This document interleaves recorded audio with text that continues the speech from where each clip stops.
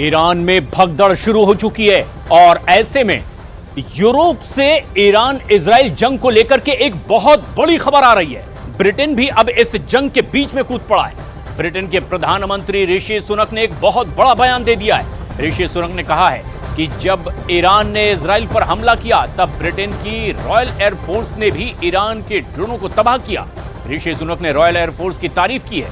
ऋषि सुनक ने कहा कि ब्रिटेन की एयरफोर्स ने आम लोगों की जान बचाने का काम किया है। इजराइल के पलटवार की दहशत में ईरान के अंदर अब लोगों में बेचैनी भी देखने को मिल रही है। कई इंटरनेशनल रिपोर्ट्स में दावा किया गया है कि लोग अपनी गाड़ियों में पेट्रोल भरवाने के लिए भागदौड़ कर रहे हैं और लोग अब युद्ध के खौफ में हैं।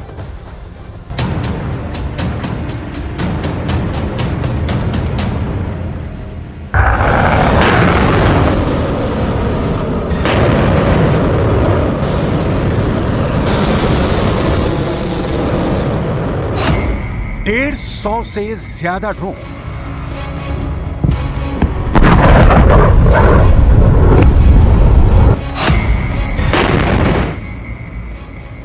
तीस क्रूज मिसाइल,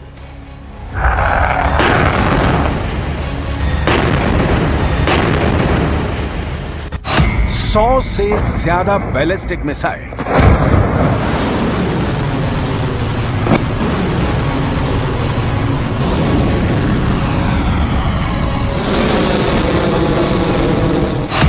3 देशों की जमीन, ईरान, इराक और यमन, करीब 300 ड्रोन, क्रूज और बैलिस्टिक मिसाइलों के साथ ईरान, सीरिया, यमन और इराक की धरती से इजराइल पर 3 तरफा हमला हो गया।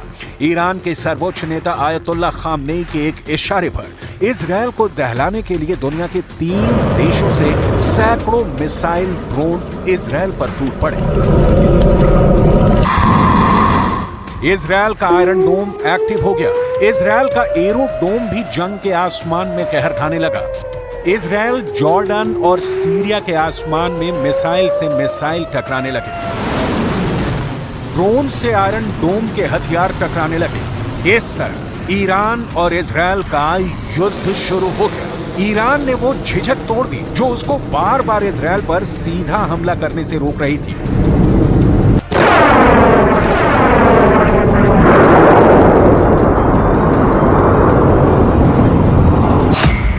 1 अप्रैल को सीरिया के अंदर ईरान के दूतावास पर हुए हमले और ईरान के जनरलों, सैनिकों, अधिकारियों और नागरिकों समेत 13 लोगों के मारे जाने के बाद ईरान के सर्वोच्च नेता खामनेई ने जो वादा किया था वो बदले का वादा पूरा कर लिया, जिसका नाम था ऑपरेशन ट्रूथफुल प्रॉमिस। लेकिन अब इस जंग में आगे क्या होने वाला है? क्या ये जंग बढ़ने वाली है? इजराइल अब क्या एक्शन लेने वाला है? आखिर क्यों ईरान जंग शुरू करने के तुरंत बाद संयुक्त राष्ट्र पहुंच गया? रात भर यूरोप के कौन कौन से देश ईरान के हमलों के खिलाफ इजराइल की मदद करते रहे? अमेरिका के राष्ट्रपति और अमेरिका के उपराष्ट्रपति ने इजराइल की सुरक्षा और ईरान पर कार्रवाई को लेकर आखिर क्या बयान दिए? आखिर इजराइल की वॉर कैबिनेट ईरान के खिलाफ पलटवार को लेकर क्या फैसला ले चुकी है? इन सारे सवालों का जवाब आपको हम देने वाले हैं। लेकिन सबसे पहले हम शुरुआत करेंगे इजराइल की जमीन पर हुए हमले से। जैसे इजराइल पर ईरान ने ताबड़तोड़ 300 ड्रोन और मिसाइल दागे और इजराइल का आयरन डोम और एरो डोम एक्टिव हो गया, वैसे ही पूरे इजराइल में चेतावनी के सायरन बज उठे।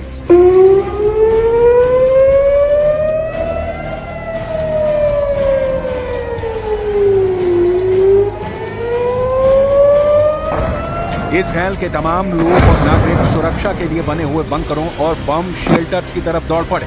इजराइल की पूरी आर्मी ईरान के हुए हमले से बचाव करने में जी जान से जुट गई। फिलहाल युद्ध की स्थिति यह है कि इजराइल मनोवैज्ञानिक जंग लड़ने में आगे निकलने की कोशिश कर रहा है।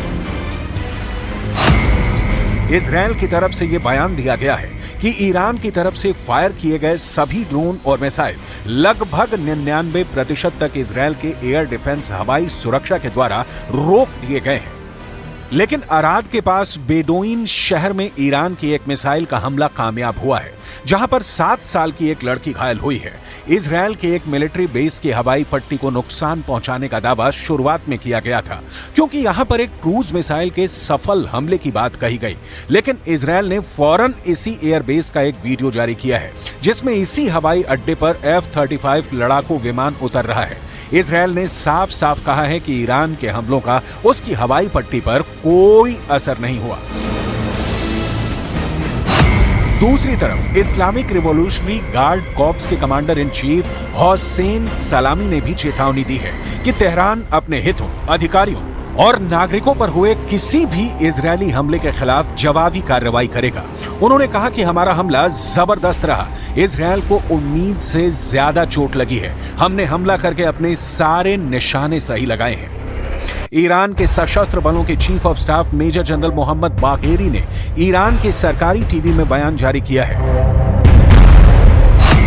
कि अगर इजरायल ने ईरान के खिलाफ जवाबी कार्रवाई की तो हमारी प्रतिक्रिया इस सैन्य कार्रवाई से कहीं अधिक बड़ी होगी। ये तस्वीर देखिए, जिस वक्त ईरान और उसके सहयोगियों की तरफ से मिसाइल और ड्रोन इजरायल पर हमला कर रहे थे, उस वक्त और उसके बाद कई घंटे तक सीरिया, ईरान, इजरायल, जॉर्डन के आसमान पर कहीं एक भी यात्री विमान लोकेट नहीं हुआ, यानी पूरा एयर स्पेस बंद कर दिया गया था। टाइम्स ऑफ इजरायल के मुताबिक ईरान और उसके सहयोगियों की तरफ से 170 ड्रोन फायर किए गए। ये सारे ड्रोन इजरायल ने मार दिए, यानी एक भी ड्रोन इजरायल की धरती को हिट नहीं कर पाया। ईरान ने 30 क्रूज मिसाइलों से फायर किया, इनमें से 25 क्रूज मिसाइल इजरायल के हवाई सुरक्षा कवच ने ध्वस्त कर डाली। ईरान ने 120 बैलिस्टिक मिसाइल फायर की, इनमें से ज्यादातर लंबी दूरी तक जाकर एयर डिफेंस करने वाली इजरायल की मिसाइल एयर डोम सिस्टम ने नष्ट कर दी। इजरायल के राष्ट्रपति ने इजरायल की सेना का धन्यवाद दिया कि उसने ईरान के हमले को सफल नहीं होने दिया। अमेरिका के सेंट्रल कमांड के चीफ जनरल माइकल कोरेल्ला इजरायल के अंदर पिछले कई दिनों से मौजूद हैं और रक्षा मंत्री योव गैलेंट के साथ उनकी चर्चा जारी है। जैसे ही ईरान का हमला हुआ, इजरायल के रक्षा मंत्री योव गैलेंट ने अमेरिका में फोन किया। इजरायल के प्रधानमंत्री बेंजामिन नेतन्याहू ने एक्स पर एक संदेश पोस्ट किया। उन्होंने लिखा कि हमने रोका, हमने खदेड़ा, साथ मिलकर हम जीते। नेतन्याहू और बाइडेन के बीच फोन पर भी बातचीत हुई है। एक अमेरिकी न्यूज चैनल की रिपोर्ट के मुताबिक नेतन्याहू ने बाइडेन से कहा है कि इजरायल जीत गया है, क्योंकि ईरान कोई भी बड़ा नुकसान करने में सफल नहीं हुआ है।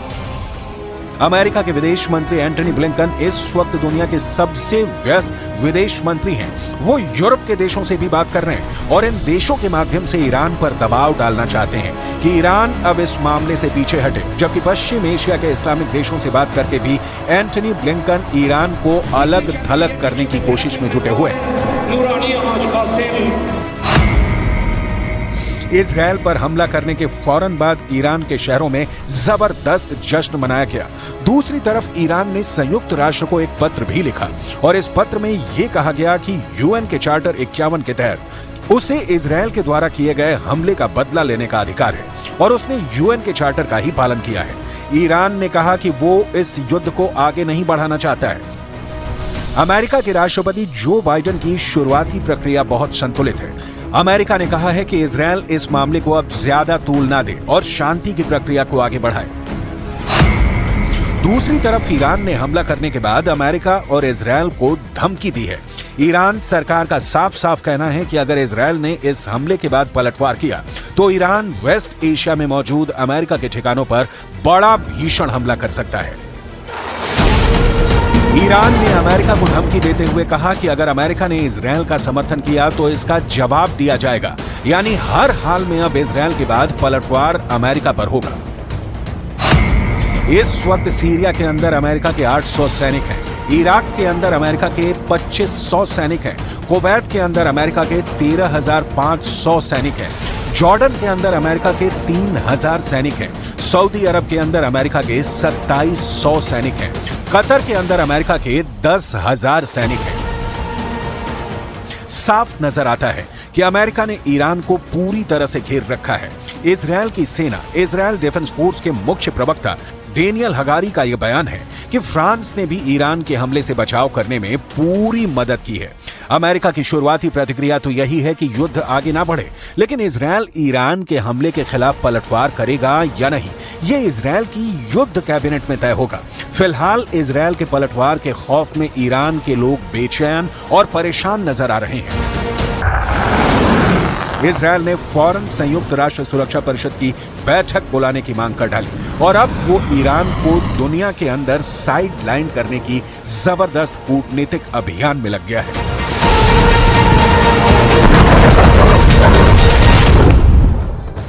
और ईरान इजराइल जंग के बीच इस वक्त एक बेहद अहम और बड़ी खबर आ रही है। ईरान की फास्ट न्यूज एजेंसी ने मिसाइल हमले की तस्वीरें भी जारी की है और यही वो हमला है। और इस तरह मिसाइल और ड्रोन लॉन्च होने के बाद इजराइल की तरफ बड़े 300 से ज्यादा ड्रोन और मिसाइलों से यह हमला किया गया था, जिसकी तस्वीरें जारी की गई है, लेकिन इन्हें बुरी तरह से नेस्तनाबूद करने का भी दावा किया गया।